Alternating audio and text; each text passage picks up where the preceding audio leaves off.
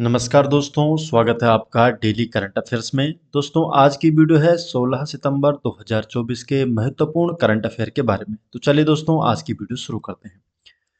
आज की वीडियो का क्वेश्चन नंबर 1, तरंग शक्ति सैन्य अभ्यास 2024 का दूसरा चरण निम्नलिखित में से किस राज्य में आयोजित हुआ? तो जो तरंग शक्ति सैन्य अभ्यास 2024 है, तो इसका दूसरा चरण, जो दूसरा चरण है, तो ये दूसरा चरण हुआ है राजस्थान में आयोजित। सी ऑप्शन इसका सही जवाब है। जो तरंग शक्ति सैन्य अभ्यास है, दूसरा चरण राजस्थान में आयोजित हुआ है। डिटेल जान लेते हैं। तो हाल ही में सैन्य अभ्यास तरंग शक्ति 2024 के दूसरे चरण का आयोजन राजस्थान के जोधपुर में किया गया है। और जो अभ्यास है, ये 1 से 14 सितंबर 2024 तक आयोजित किया गया। इसमें America, Australia, Greece, Bangladesh, Singapore, संयुक्त अरब अमीरात की वायुसेनाएं शामिल हुई।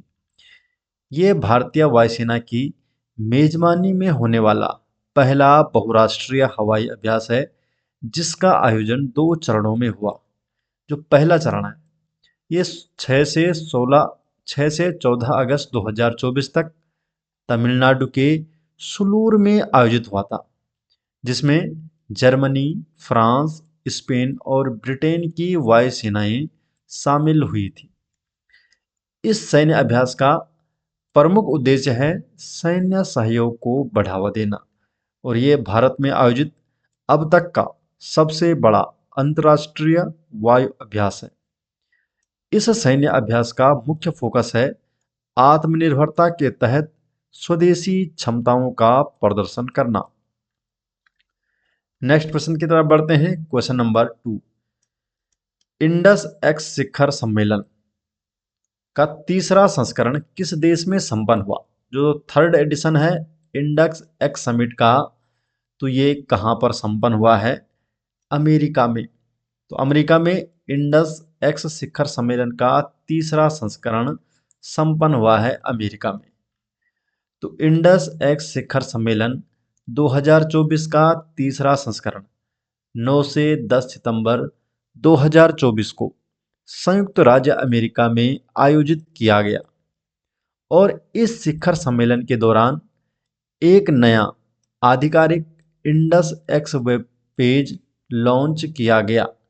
जो इंडस एक्स वेब पेज है, ये निवेशकों और स्टार्टअप्स के लिए कार्यक्रम, उसके लक्ष्यों और साझेदारी के अवसरों के बारे में जानने का एक संसाधन है। Indus x web page launch किया गया इसमें। क्वेश्चन नंबर 3, हाल ही में भेल हरिद्वार द्वारा विकसित upgraded super rapid gun mount SRGM super rapid gun mount तोप की रेंज कितनी है? तो जो हाल ही में भेल द्वारा विकसित किया गया SRGM है, तो इस तोप की रेंज है 35 किलोमीटर। बी ऑप्शन 35 किलोमीटर इस तोप की रेंज है। तो हाल ही में भारत हैवी इलेक्ट्रिकल्स लिमिटेड भेल हरिद्वार के रक्षा एवं एरोस्पेस विभाग ने भारतीय नौसेना के लिए अपनी पहली upgraded super rapid gun mount SRGM, तो जो अपग्रेडेड SRGM है, इस तोप का निर्माण किया है Bharat heavy electricals limited Haridwar ने। और ये तोप देश की समुद्री सीमाओं की सुरक्षा में बेहद अहम भूमिका निभाएगी। जो तोप है, ये 35 किलोमीटर के दायरे में हवा, पानी और समुद्र में विभिन्न प्रकार के लक्ष्यों को भेद सकती है। क्वेश्चन नंबर 4 है, नागालैंड का प्रतिष्ठित ब्रिलियंट पियानो महोत्सव का 5वां संस्करण कहाँ आयोजित किया गया? जो नागालैंड का ब्रिलियंट पियानो महोत्सव का जो ये 5वां संस्करण था, तो इसका आयोजन बेंगलुरु में किया जाएगा। तो इसका आयोजन कहाँ किया जाएगा? बेंगलुरु में किया जाएगा। ब्रिलियंट पियानो महोत्सव का 5वें संस्करण का आयोजन। ए ऑप्शन इसका सही जवाब है। तो नागालैंड का प्रतिष्ठित ब्रिलियंट पियानो महोत्सव 2024 का 5वां संस्करण 28 और 29 सितंबर को बेंगलुरु में आयोजित किया जाएगा। पहली बार ये महोत्सव नागालैंड से बाहर किसी अन्य राज्य में आयोजित किया जा रहा है और जो इस महोत्सव में 18 देशों और भारत के 16 राज्यों के कलाकार इसमें शामिल होंगे। क्वेश्चन नंबर 5, राष्ट्रीय इस्पात निगम लिमिटेड की स्थापना कब हुई? तो जो राष्ट्रीय इस्पात निगम लिमिटेड है, तो इसकी स्थापना हुई थी वर्ष 1982 में। तो वर्ष 1982, बी ऑप्शन इसका सही जवाब है। तो वर्ष 1982 में राष्ट्रीय इस्पात निगम लिमिटेड की स्थापना हुई थी। डिटेल जान लेते हैं। तो हाल ही में राष्ट्रीय इस्पात निगम लिमिटेड को लगातार छठे वर्ष प्रतिष्ठित राष्ट्रीय ऊर्जा लीडर पुरस्कार से सम्मानित किया गया है। जो पुरस्कार है ये भारतीय उद्योग परिसंघ ग्रीन बिजनेस सेंटर द्वारा प्रदान किया जाता है। राष्ट्रीय इस्पात निगम लिमिटेड ने लगातार 8वें वर्ष उत्कृष्ट ऊर्जा कुशल इकाई पुरस्कार भी प्राप्त किया है। इसकी स्थापना हुई थी 1982 में और मुख्यालय इसका विशाखापत्तनम में। क्वेश्चन नंबर 6, केंद्रीय गृह मंत्री अमित शाह ने कहां 7वें राष्ट्रीय सुरक्षा रणनीति सम्मेलन 2024 का उद्घाटन किया? तो केंद्रीय गृह मंत्री ने 7वें राष्ट्रीय सुरक्षा रणनीति सम्मेलन 2024 का आयोजन नई दिल्ली में किया। तो सी ऑप्शन इसका सही जवाब है। केंद्रीय गृह मंत्री अमित शाह ने 13 सितंबर को नई दिल्ली में 7वें नेशनल सिक्योरिटी स्ट्रेटजी कॉन्फ्रेंस 2024 का उद्घाटन किया है। क्वेश्चन नंबर 7 है, केंद्र सरकार ने अंडमान और निकोबार द्वीप समूह की राजधानी पोर्ट ब्लेयर, जो अंडमान और निकोबार द्वीप समूह की राजधानी है पोर्ट ब्लेयर, तो इसका नाम बदलकर क्या रखने का निर्णय लिया है? तो केंद्र सरकार ने जो अंडमान और निकोबार द्वीप समूह की राजधानी है जिसका नाम अभी तक है पोर्ट ब्लेयर, तो इसका नाम बदलकर अब रखा जाएगा श्री विजयपुरम। तो श्री विजयपुरम रखा जाएगा पोर्ट ब्लेयर का नाम। बी ऑप्शन इसका सही जवाब है। डिटेल जान लेते हैं। तो केंद्र सरकार ने अंडमान और निकोबार द्वीप समूह की राजधानी पोर्ट ब्लेयर का नाम बदलकर श्री विजयपुरम रखने का निर्णय लिया है।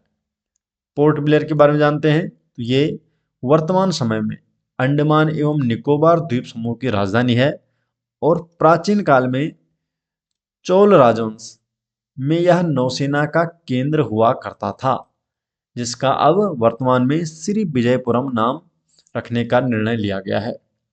स्वतंत्रता आंदोलन के दौरान नेताजी सुभाष चंद्र बोस ने पहली बार यहां तिरंगा फहराया था और वीर सावरकर को यहां स्थित जेल सेलुलर जेल में रखा गया था।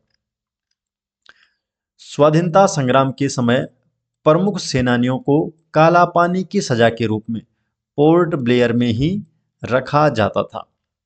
श्री विजय साम्राज्य के बारे में बात करें तो ये सुमात्रा इंडोनेशिया द्वीप पर स्थित एक साम्राज्य था और इसका शासनकाल 7वीं से 13वीं शताब्दी में इस बीच इसका शासनकाल था।